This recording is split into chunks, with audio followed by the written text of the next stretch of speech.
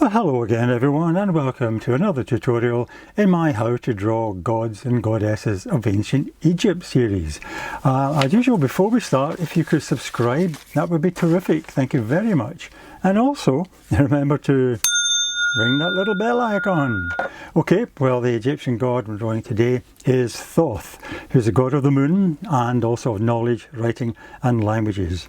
Thoth, by the way, is a Greek name, and the actual ancient Egyptian name is Jehuti, like that, okay, but he's commonly known as Thoth. Okay, now Thoth is usually depicted as a pharaonic figure standing with an ibis head of an ibis. So I'm going to start with the top of the ibis's head here, and with the great curve of his beak. So just kind of take a point here and then draw a nice big curve down like that to a point and back up again like that, okay, and then kind of do that kind of shape, and that is where the head will start. Head will start coming back in a curve like that, and just about here you have the eye of the ibis. You have a line down the centre as well, like that, okay. And because he's depicted as a pharaoh, you will have the headdress. So from this point you'll get a line coming down like that, and I'll just continue this for the moment. So that headdress goes across like that, and it slopes way down, and another curve down his back there like that, and at that point it keeps on going down to that shape, then it curves back in and down, so it's as if it's hanging down, you know. And this part of the head of the ibis curves in, of course, and then it goes down and out, and at this point the other end of the headdress appears in like that, coming in there like that, okay. Now, as usual, when you're drawing the pharaoh or a pharaonic figure, by the way, that's the other part of the headdress coming down there, the figure is drawn from the side, so you get these exaggerated wide shoulders. So you get this shoulder coming out here, way out like this, another shoulder coming out here like that. Now this arm here crosses over the front of the figure like that, down to the elbow, and then out very long and out to the fist, which is gripping the papyrus. And there's the top of the arm curving down and over to the wrist there, okay, the fist. And as in his hand you'll have a strip of papyrus coming down like that with various hieroglyphics written on it. His other arm comes down and appears below this one here to the elbow, then goes back up again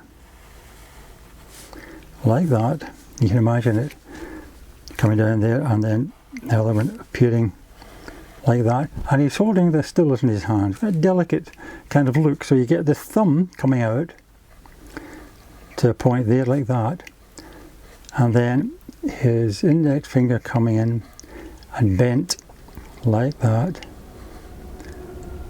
coming back in, and his other fingers coming in behind that. By the way, I'll just draw in the stylus first of all. See there, like that, come down to touch the parchment, the papyrus there, and his other fingers appear kind of like that, okay, like he's holding it like that, okay, with another finger there. Excellent. Now, as we come down, as I say, the end of the headdress stops about there, like that, and then from this point here we have the chest and the waist coming in quite narrow, and the other side down to there, down to a waistband which slopes up,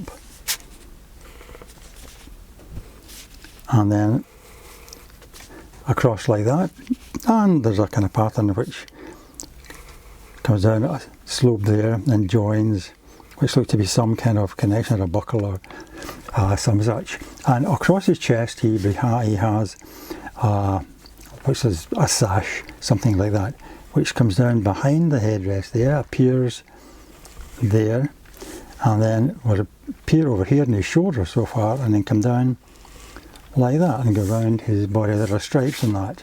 And then below that, of course, he wears the the kilt shape or the skirt shape, the wrap around if you like, coming around down to his knees there, and we have a kind of big scoop appearing there, and then from below that you would draw the knees appearing, the knee there, and then down the shin, and then come out to the calf and down to the ankle there, then the front of his foot.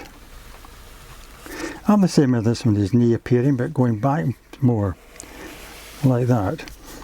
These calf muscle coming out down to the narrowness of the ankle, and his foot, and there, like that. And another aspect of the figure is that they attach like a tail.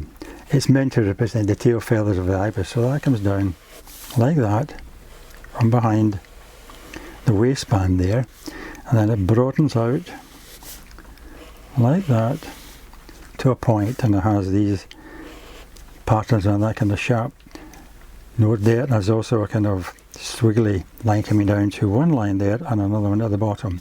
And on his wrist is a wristband of the central colour there, same with this one up here, and on the top of his arm as well, like that. Okay, now what was the thing I forgot actually was his necklet, which comes in. Oh, sorry, that line shouldn't be there, I'll rub that out in a second. His necklet appears coming in from here, like that. So that comes down, you can imagine it coming down behind him and going up and actually coming over that part of the sash that I drew in there. So that line's going to be rubbed out. So these lines are going to come down, you can imagine them curving around and coming up there, and another one coming down there and curving coming up here, and so on, like that. Okay, so I'm going to rub that out. In fact, what I'm going to do is I'm going to just rub over these heavy pencil lines, because when you start to colour, sometimes you find that if you're using pens like I'm going to do, the colour of the pen kind of, or rather the pencil bleeds into the colour and makes it slightly dirty. So I'm going to rub over it with my trusty putty rubber here.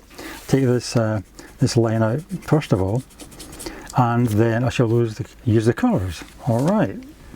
Right, okay, as you can see I've rubbed the pencil lines down slightly, and I'm going to start colouring now. And I'm going to use 7 colours. We have 2 types of red, a kind of slightly ochre type red, a bright red, pale green, a kind of tan brown colour, yellow, warm yellow, and 2 tones of blue, pale and dark. Okay, and I'm going to start with the green, because the green actually in this depiction only fills in the actual face part of the ibis.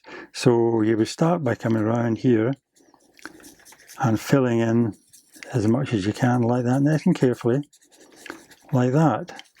And that takes you down to the chest area. Oh, I've noticed something. And it's the fact that I forgot to put in this part of the necklet between the 2 parts of the headdress here. So I'll just start to draw it in there and start to put in the concentric rings which you see in the necklet there, like that. Okay, right, now I'm going to carry on with the green. And the green, as I said, just fills in this top part here, down to here. The next colour is dark blue, and dark blue is used in the headdress, right, in the centre of the bands here, here and here, and also in the little kind of squiggle shape down here, but I'll put in once I've done the top colour. So I'm going to start by filling in the dark blue of his headdress, coming in like that. So that will be filled in, that whole shape there. This band will be filled in, so will that one, and that one. Oh, I forgot, and this little central part of his belt there, and also this shape here, and also the squiggle, but the squiggle will go on top of the yellow colour. And also, use the smaller point. The top line of the necklet is dark blue. That comes up there, joins in there like that. And also the bottom one. So that one would appear coming in there, coming right round to appear in there, and coming up in there. So I'm going to continue, fill in the rest of the dark blue, and you can catch up with me when I've done that. Okay, I finished the dark blue, as you can see, and the next colour is this warm red colour, and basically his body is that colour. So for instance, his hand, you start there, fill that in, do that nice and carefully. This part here, his arms, all of his body, in fact, you know, right, all the parts which are not covered in material or decoration, they're all covered. So that would fill right down to there, and here, and from below here, right down to his feet. Okay, so, I mean, that'll take me a wee while to do that, and you can catch up with me when I've done it. Okay. Right, well, that's the skin colour done. And next colour I want to do is the warm yellow colour. And the papyrus is that colour. Okay. And also either side of the dark blue on each of the wrist bands and the armband. So there, and there. Also, bottom part of the headdress, a little band here. That gets filled in. Also the waistband there, and just this part here, not this part remains white, so that gets filled in there. Also the tail, right down to the bottom and to this part here, and I think that covers all the yellow that needs to be done. Yeah, so I'm going to continue doing that. Right, that's the yellow done, and onto the pale blue, which is part, whoops, ran the wrong way, which is part of his necklet. So you get a pale blue band coming in here. I'm taking this one here, like that. And there's a red one coming in there. Where else do we have pale blue? I think that's it. Yeah, just that. I think this one here, just above the dark blue, that's pale blue as well. So that could appear in there. Okay, so we move on now to the next colour, which is this kind of browny can colour. And that's used really for the stripes on his sash. So we just draw a series of parallel lines coming down like that, fairly close together, like that. Okay, and that goes up there. Well, I should go beyond the necklet, but I've got the necklet on top of it just now. Okay, so the next colour, we're back to the dark red. Now, the dark red is used for stripes on the tail, little stripes like that, all the way down, okay? And on this part of his wraparound, the stripes go across the way like that. Again, neatly parallel, slightly curved, and stopping there. Now you can see I've got all pencil lines, but I'm going to sharpen all this up by drawing the outlines with a pen. But let's carry on with that just now. Oh, by the way, Thoth was also the divine counsellor of the god and goddesses, and he was very fair. He had huge knowledge and was always called upon to act as a judge in disputes between the gods and the goddesses. Okay, so a very fair-minded god. So I'll carry on, finish that off.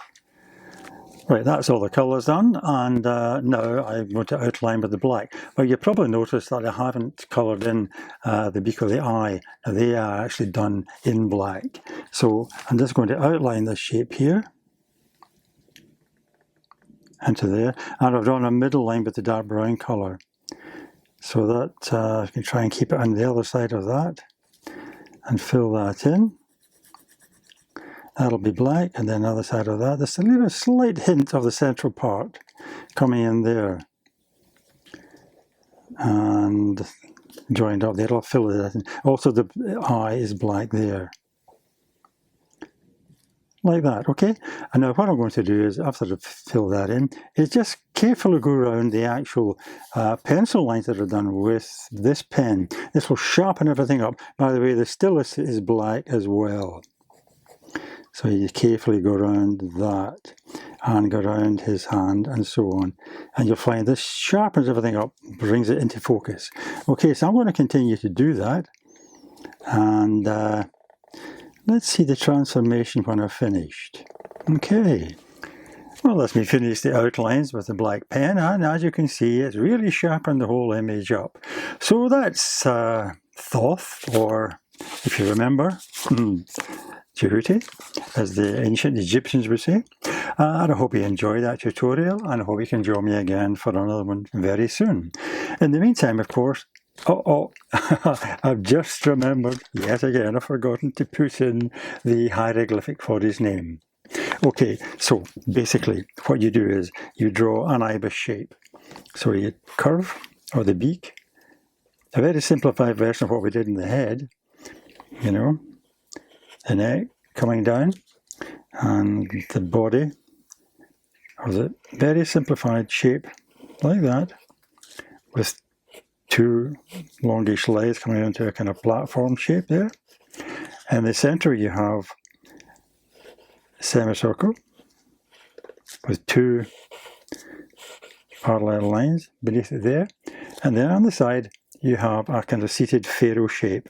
So you get the headdress coming down the back like that, and the nose and the mouth and the postiche, you know, the false beard, coming down very simply like that with a curve, with the legs coming up like that down to another kind of platform shape there. So very simply, those are the hieroglyphics for Thoth, the god of the moon and knowledge, writing and language.